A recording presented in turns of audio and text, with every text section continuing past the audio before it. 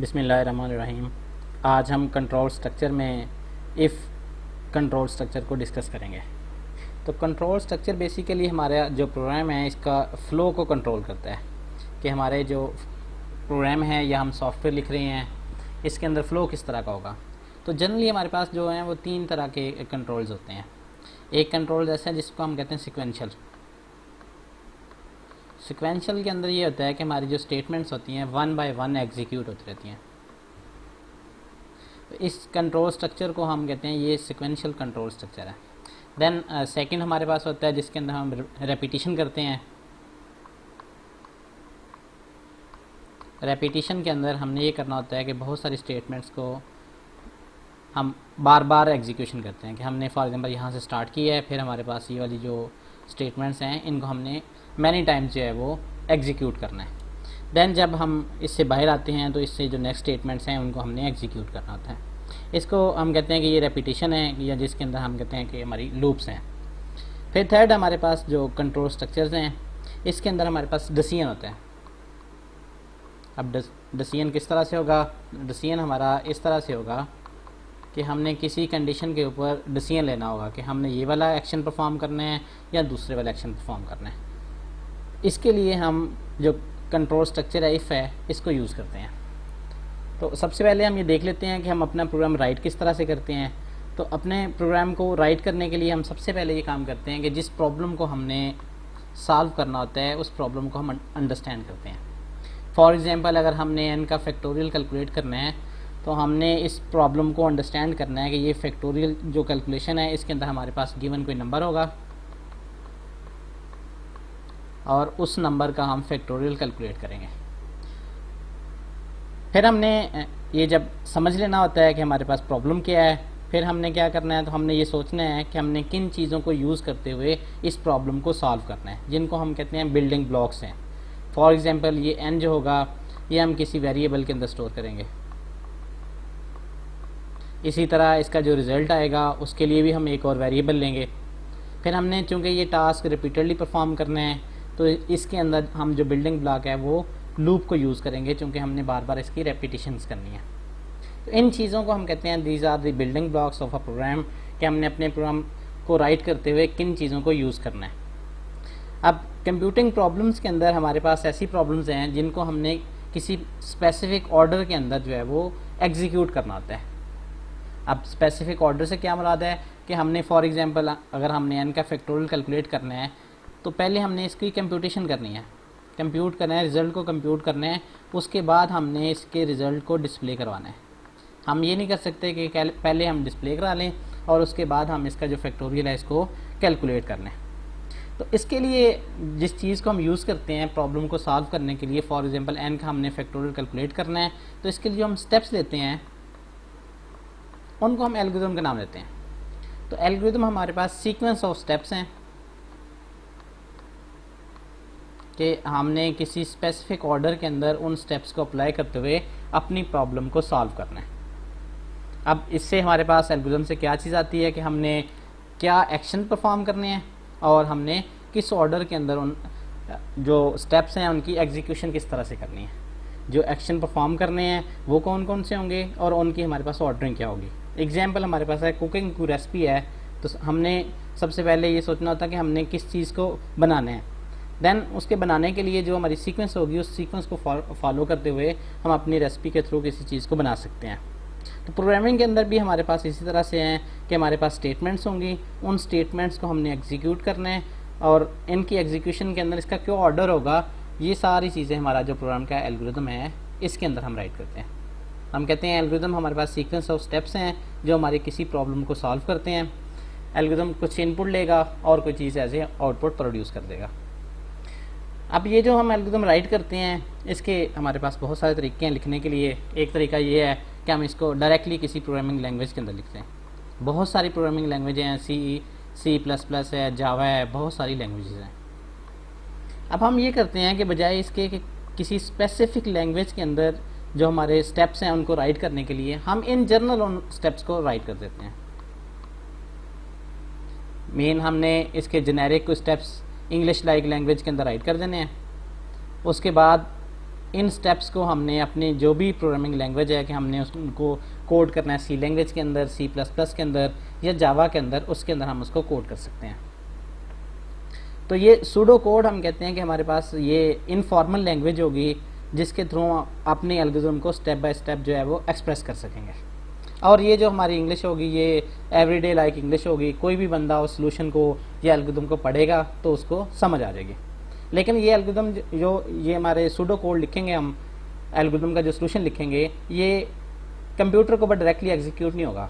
Computer पे इसको execute करने के लिए हमें इससे कन्वर्ट करना पड़ेगा किसी प्रोग्रामिंग लैंग्वेज के अंदर। तो कंप्यूटर किसी प्रोग्रामिंग लैंग्वेज के अंदर लिखे हुए प्रोग्राम को जब हम ट्रांसलेट कर लेते हैं इनटू मशीन कोड, फिर उसकी एग्जीक्यूशन हो सकती है। जब तक हम अपने प्रोग्राम की ट्रांसलेशन इनटू मशीन कोड नहीं करते हैं तब तक उसके ऊपर एग्जीक्यूशन नहीं हो सकती है। तो हमारे ये स्टेप्स ये होंगे कि हम सबसे पहले सोल्यूशन को सोचेंगे, उसके बाद हम उसके स्टेप्स को राइट करेंगे, देन हम जो है उसको किसी प्रोग्रामिंग लैंग्वेज के अंदर कोड करेंगे और उसके बाद कंपाइलर के थ्रू या इंटरप्रेटर के थ्रू उसको कन्वर्ट करेंगे इनटू मशीन लैंग्वेज ताकि हमारे कंप्यूटर सिस्टम के ऊपर वो चल सके। ये हमारे पास जो जनरली कंट्रोल स्ट्रक्चर्स हैं, तो कंट्रोल स्ट्रक्चर जो हम कहते हैं 3 तरह के हमारे पास कंट्रोल स्ट्रक्चर हैं। कौन कौन से हैं? हम कहते हैं सीक्वेंस के अंदर है कि 1 बाय 1 हमने एग्जीक्यूशन करते जाना है। एग्जाम्पल है 2 नंबर्स लेने हैं, तो फर्स्ट नंबर आप वेरिएबल 1 के अंदर लेते हैं, सेकंड नंबर आप वेरिएबल 2 के अंदर लेते हैं, दोनों को आप वेरिएबल 1 और 2 को ऐड कर देते हैं। इसका जो रिजल्ट होता है आप उसको आउटपुट कर देते हैं, डिस्प्ले कर देते हैं। तो ये हमारे पास एग्जाम्पल है जिसके अंदर हमारा जो कंट्रोल स्ट्रक्चर है that is sequential. Main sequence के अंदर हमने अपने स्टेटमेंट्स को एग्जीक्यूट करना है। अब दूसरी हमारे पास वो होती हैं जिसके अंदर हम नेक्स्ट को एग्जीक्यूट नहीं करते हैं बल्कि हमने उसको ऑर्डरिंग देखना होता है। अब इसके ऑर्डरिंग के अंदर हमारे पास 2 तरह की जो कंट्रोल स्ट्रक्चर हैं, एक हम कहते हैं सिलेक्शन है और दूसरा हमारे पास रेपिटेशन है। रेपिटेशन को ऑलरेडी हम डिस्कस कर चुके हैं कि अगर हमने कुछ स्टेटमेंट्स को बार बार एग्जीक्यूट करना हो उसके लिए हम रेपिटेशन स्ट्रक्चर को यूज़ करते हैं। इसमें हमने फॉर लूप, वाइल लूप और डू वाइल लूप को डिस्कस किया था। जो थर्ड स्ट्रक्चर है दैट इज़ सिलेक्शन स्ट्रक्चर। इसके अंदर हम किसी कंडीशन को एवेलुएट करते हैं। मेन हम ये बताते हैं कि जब कंडीशन ट्रू होगी तो आपने क्या एक्शन करना है, अगर वो कंडीशन फॉल्स होगी तो आपने क्या एक्शन करना है। इसकी हम एग्जांपल लेते हैं ताकि आपको ये बात समझ आ जाए कि हमारे पास सिलेक्शन स्ट्रक्चर किस तरह से काम करता है। एग्जांपल है कि स्टूडेंट्स के हमारे पास ग्रेड्स हैं, हमने ये ग्रेड्स जो हैं वो इनपुट करवाए। अगर किसी के जो सब्जेक्ट से मार्क्स हैं हम कहते हैं ग्रेटर दैन 50 हैं तो हमने कहना है कि वो क्या है, पास हो गया। अदरवाइज़ उसको हमने कह देना है कि वो फेल है। इसके एक और रियल लाइफ की एग्जांपल लेते हैं कि फॉर एग्जांपल अगर हमारे पास रेन हो रही है, मीन बारिश है, तो आपने अम्ब्रेला लेनी है, अदरवाइज़ जो है आपने अम्ब्रेला नहीं लेनी है। तो डिफरेंट कंडीशंस के ऊपर जब हमने चीज़ों को एवेलुएट करना होता है, मीन हमारे पास एक से ज़्यादा पाथ हो सकते हैं, वहाँ पे हम सिलेक्शन स्ट्रक्चर को यूज़ करते हैं। अच्छा, ये जो हमने पीछे सूडो कोड पढ़ा था उसको हम जो है वो ग्राफिकल रिप्रेजेंटेशन भी कर सकते हैं। उसको कि अगर हम ग्राफिकल रिप्रेजेंटेशन करेंगे तो उसको हम कहते हैं that is called a flow chart. अब फ्लो चार्ट के अंदर हमारा जो एल्गोरिथम होगा वो राइटिंग के अंदर नहीं होगा, इंग्लिश लैंग्वेज के अंदर नहीं होगा, बल्कि हमने उसकी ग्राफिकल डिपिक्शन करनी है। हम कहेंगे कि फॉर एग्जांपल हमारा प्रोग्राम जो है वो यहाँ से स्टार्ट है, यहाँ से एंड हो रहा है, दरमियान के अंदर फर्स्ट पे फॉर एग्जांपल हमने कोई नंबर इनपुट करवाना है तो हम कहेंगे कि आप ले लो, इनपुट करवा लो। फिर अगर हमने कोई डिसीजन लेना है तो डिसीजन के लिए हम इस तरह का डायमंड का बॉक्स यूज़ करेंगे। अगर हमने किसी एक्शन को बार बार रिपीट करना है तो हम बता देंगे कि जब तक ये कंडीशन ट्रू है आपने ये काम करते रहना है, जब कंडीशन फॉल्स हो गई तो आपने टर्मिनेट कर देना है या किसी और स्टेटमेंट को एग्जीक्यूट करना है। तो डिपेंडिंग अपॉन द प्रॉब्लम हम इसका जो फ्लो चार्ट है ये डिज़ाइन करते हैं। इसके अंदर हमारे पास एक स्टार्ट पॉइंट होगा और एक हमारे पास जो है वो एंड पॉइंट होगा। स्टार्ट और एंड को हमने ओवल से रिप्रेजेंट करना होता है। जो इनपुट या कोई हमने प्रोसेसिंग करनी है, मीन फॉर एग्जांपल अगर हमने 2 नंबर्स को जमा करना है तो वेरिएबल 2 के अंदर वेरिएबल 1 प्लस वेरिएबल 2 का रिजल्ट आ रहा है, तो इस चीज़ को जब हमने रिप्रेजेंट करना है तो इसके लिए हमने एक रेक्टेंगल यूज़ करनी है। इसी तरह जब हमने कोई काम बार बार टास्क रिपीट करना है या हमने कोई डिसीजन लेना है जिसके अंदर हमारे पास दो ऑप्शंस आ सकती हैं कि हमारी इस कंडीशन के ऊपर या तो वैल्यू ट्रू आएगी या फॉल्स आएगी। हम बता देंगे अगर ट्रू है तो हमने क्या एक्शन परफॉर्म करना है, और अगर ये कंडीशन फॉल्स है तो हमने क्या एक्शन परफॉर्म करना है। अगर लूप होगी तो इसको हम इस तरह लूप के अंदर रिप्रेजेंट करेंगे। अगर हमारे पास इसके अंदर कंडीशन ये है कि जो कंडीशन ट्रू या फॉल्स होती है उस केस के अंदर हम कहेंगे कि अगर ये कंडीशन ट्रू होती है तो आपने क्या एक्शन परफॉर्म करना है। अगर हमारी ये स्टेटमेंट फॉल्स होती है, मीन ये जो कंडीशन थी ये फॉल्स हो गई है, तो इस केस के अंदर आपने क्या एक्शन परफॉर्म करना है। तो ये फंडामेंटल डिफरेंस था हमारे पास जो तीन तरह के कंट्रोल स्ट्रक्चर्स थे। एक के अंदर हमने सीक्वेंस के अंदर 1 बाय 1 करना है, दूसरे के अंदर हमने रेपिटेशन करनी होती है, और थर्ड के अंदर हमने डिसीजंस लेने होते हैं जिसको हम कहते हैं सिलेक्शन स्ट्रक्चर्स हैं। इसको हम देखते हैं कि ये किस तरह से स्ट्रक्चर जो हैं वो काम करते हैं। इससे पहले हम ये देख लेते हैं कि जिनको हम कीवर्ड्स कहते थे C++ के अंदर। तो कीवर्ड्स ऐसे वर्ड्स हैं जिनके प्री डिफाइंड मीनिंग है, और ये जो मीनिंग है जिसने भी प्रोग्रामिंग लैंग्वेज बनाई होती है उसने बताया होता है कि इन वर्ड्स का क्या मतलब है। तो कीवर्ड्स को हम वेरिएबल के नाम के तौर पे या आइडेंटिफायर के तौर पे इनको यूज़ नहीं कर सकते हैं। इसी तरह जितने भी कीवर्ड्स होंगे ये हमारे पास रनिंग केस के अंदर या स्मॉल लेटर्स के अंदर लिखे जाएंगे। तो C++ के अंदर बहुत सारे जो हमारे पास कीवर्ड्स हैं वो आपको स्क्रीन के ऊपर नज़र आ रहे हैं कि बहुत सारे हमारे पास कीवर्ड्स हैं जो जिसने लैंग्वेज डेवलप की हुई है उसने इन वर्ड्स के मीनिंग जो हैं वो बताए हुए हैं किस पर्पज़ के लिए इनको यूज़ करना है। तो इनको हम आइडेंटिफायर या वेरिएबल के नेम के तौर पे इनको यूज़ नहीं कर सकते हैं। ये हमने बात की थी कि किसी भी जो एल्गोरिथम को रिप्रेजेंट करने के लिए हम फ्लो चार्ट को यूज़ कर सकते हैं। तो फ्लो चार्ट जो है ये ग्राफिकल रिप्रेजेंटेशन है एल्गोरिथम की या ग्राफिकल डिपिक्शन है जिसके थ्रू हम अपने जो एल्गोरिथम है उसको रिप्रेजेंट कर सकते हैं। इसके अंदर हमारे पास डिफरेंट तरह के जो सिंबल्स हैं उनको पहले ही बता दिया है कि हमारे पास जो है वो एंट्री पॉइंट के लिए है कि इस तरह का ओवल सिंबल होगा जिसको हम कहेंगे ये स्टार्ट है या यहाँ पे स्टॉप होना है। इसी तरह हमारे पास जो है वो डिसीजन के लिए हमने ये डायमंड बॉक्स को यूज़ करना है, और किसी भी प्रोसेसिंग के लिए हमने रेक्टेंगल को यूज़ कर लेना है। यहाँ पे हम ये कहते हैं कि हमारा जो भी प्रोग्राम हम लिखेंगे उसका सिंगल एंट्री पॉइंट होगा और सिंगल जो है वो एग्जिट पॉइंट होगा। मीन हमने किसी एक स्पेसिफिक जगह से अपने एल्गोरिथम को स्टार्ट करना होगा और कहीं पे हमने जाके उसको एंड करना होगा। दरमियान के अंदर बहुत सारी जो है वो प्रोसेसिंग हो सकती है। अब प्रोसेसिंग के अंदर या तो हम सिक्वेंशियल के अंदर कर सकते हैं कि 1 बाय 1 स्टेटमेंट्स को एग्जीक्यूट करते जाएं, या अगर हमारे पास यहाँ पे रेपिटेशन है या ये डिसीजंस हैं तो उनके लिए हम डायमंड बॉक्स को यूज़ करते हुए अगर हमने रेपिटेशन करनी है तो हम बता देंगे कि इस कंडीशन के ऊपर क्या रेपिटेशन करनी है। अगर आपने यहाँ पे किसी डिसीजन स्ट्रक्चर को यूज़ करना है तो आप डिसीजन स्ट्रक्चर को भी यूज़ कर सकते हैं।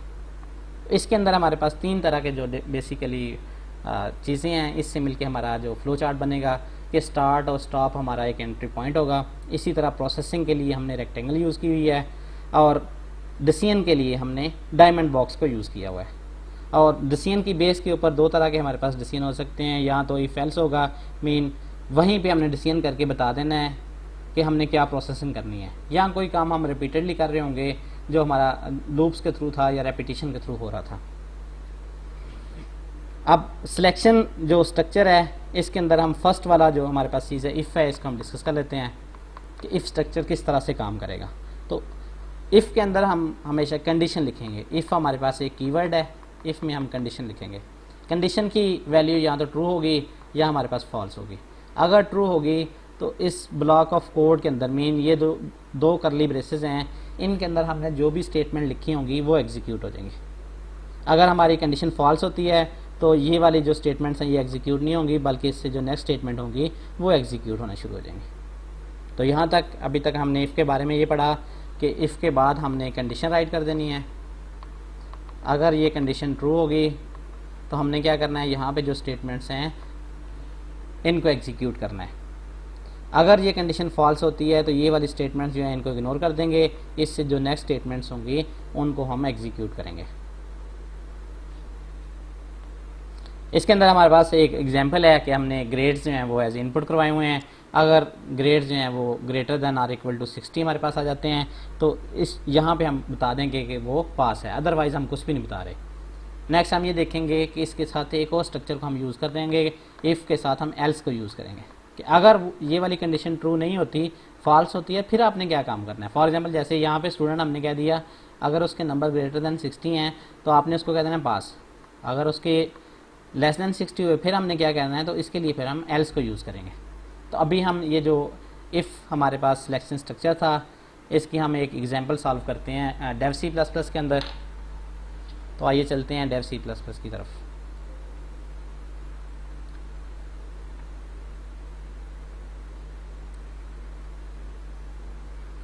हम जो प्रोग्राम राइट करेंगे, इस प्रोग्राम के अंदर हमने यूज़र से किसी स्टूडेंट के मार्क्स पूछने हैं कि for example C plus plus subject है, इसके मार्क्स कितने हैं लिए हैं उसने, और इस बेस पे हमने उसको एवेलुएट करना है कि स्टूडेंट हमारा पास है या क्या है, फेल हमारा स्टूडेंट है। अभी इस प्रोग्राम के अंदर हम ये करेंगे कि सिर्फ ये डिस्प्ले करेंगे कि हमारा स्टूडेंट जो है वो पास है कि नहीं है। अगर स्टूडेंट पास होगा तो हमें स्क्रीन पे एक मैसेज आ जाएगा कि वो पास हो चुका है। अगर उसके जो नंबर हैं, जो क्राइटेरिया हम रखेंगे उससे लेस होंगे, तो उस केस के अंदर हमारे पास कोई मैसेज नहीं आएगा। तो टॉप के ऊपर हम सबसे पहले आईओ स्ट्रीम हेडर फाइल को इंक्लूड कर लेते हैं, क्योंकि हमने सी इन और सी आउट की फंक्शनैलिटी को यूज़ करना है। इसके बाद हम स्टैंडर्ड नेम स्पेस को यूज़ करने के लिए using name space std right कर देते हैं। फिर हम अपने प्रोग्राम का एंट्री पॉइंट या मेन फंक्शन को राइट करते हैं। यहाँ पे हम एक वेरिएबल डिक्लेयर कर लेते हैं जिसके अंदर हम उसके मार्क्स जो हैं कि सब्जेक्ट के अंदर उसके कितने मार्क्स हैं। तो मैंने वेरिएबल का नाम रख लिया सब्जेक्ट अंडरस्कोर मार्क्स। मैंने इसको यूज़र से इनपुट करवाना है, तो इनपुट करवाने के लिए मैं सबसे पहले उसको एक मैसेज दूंगा कि आप क्या करें, एंटर करें सब्जेक्ट के मार्क्स। तो प्लीज़ एंटर सब्जेक्ट मार्क्स। ये मैंने यूज़र को एक मैसेज दे दिया है। इसके बाद हमने सी को यूज़ करना है और सी के साथ हमने इनपुट करवा लेने हैं सब्जेक्ट मार्क्स। मीन यूज़र जो भी मार्क्स इंटर करेगा वो सब्जेक्ट मार्क्स वेरिएबल के अंदर स्टोर हो जाएंगे। अब हमने इसकी बेस पे डिसीजन करना है। तो डिसीजन के लिए हमने कहा था कि हमारे पास एक कीवर्ड है दैट इज़ इफ़ के बाद हम कंडीशन राइट करेंगे। तो कंडीशन हमारी क्या होगी कि सब्जेक्ट के जो मार्क्स हैं, सब्जेक्ट अंडरस्कोर मार्क्स, ये जो हमने वेरिएबल लिया है, अगर ये हमारे नंबर जो हैं वो greater than or equal to for example 60 होते हैं, तो आपने कहना है कि स्टूडेंट पास है। अच्छा, नॉर्मल मैथ के अंदर जो हम राइट करते हैं उसके लिए हमारे पास सिंबल जो है वो इसके नीचे ही हम बार डाल देते हैं, ये जो ग्रेटर देन सिंबल का ग्रेटर देन का सिंबल है। लेकिन कंप्यूटर साइंस के अंदर जब हमने इसको राइट करना है तो सबसे पहले हमने लिखना है ग्रेटर देन और फिर इक्वल टू का सिंबल यूज़ करते हुए ग्रेटर देन इक्वल टू को हम रिप्रेजेंट कर सकते हैं। तो यहाँ पे मैंने कंडीशन लिख दी है कि अगर सब्जेक्ट के जो मार्क्स हैं ये 60 से ग्रेटर हैं तो क्या एक्शन करना है। तो जो भी एक्शन परफॉर्म करना है हम यहाँ पे राइट कर देंगे। तो मैं यहाँ पे राइट कर देता हूँ कि आपने सी आउट करना है और आपने कहना है कि जो है आप पास हो चुके हैं। आपने पास का एक मैसेज दे देना है कि अगर उसने के जो मार्क्स हैं वो 60 या ग्रेटर हैं तो उसको यूज़र को एक मैसेज मिल जाए कि वो पास है। तो इस प्रोग्राम को हम एग्जीक्यूट करते हैं। इसके लिए फ़र्स्ट मुझे इसको सेव करना पड़ेगा। तो सेव करने के लिए मैंने इसको एक नाम दे के सेव कर लिया है। देन इसकी जो मशीन कोड के अंदर ट्रांसलेशन हो चुकी है और जब ये ट्रांसलेशन हो गई है तो मेरे पास यहाँ पे मैसेज आ गया कि इसके अंदर कोई एरर नहीं है और ये जो कंपाइलेशन है ये सक्सेसफुल है। अब इसको एग्जीक्यूट करने के लिए मैं F10 को प्रेस करूँगा या ये वाले रन बटन को प्रेस करूँगा। यहाँ पे प्रेस किया तो मुझे मार्क्स इंटर करने हैं। फॉर एग्जांपल मैं 90 मार्क्स इंटर कर देता हूँ। तो जब मैंने ये मार्क्स इंटर किए हैं तो मेरे पास जो है वो स्क्रीन के ऊपर शो हो गया। अगर इसके जो नंबर हैं वो लेस देन 60 मैं इंटर करता हूँ, फॉर एग्जांपल मैं 55 इंटर करता हूँ, तो आप देखेंगे इस केस के अंदर हमारे पास कोई मैसेज नहीं आएगा। तो नेक्स्ट जो हम इफ़ के साथ एल्स स्ट्रक्चर है नेक्स्ट लेक्चर के अंदर उसको डिस्कस करेंगे।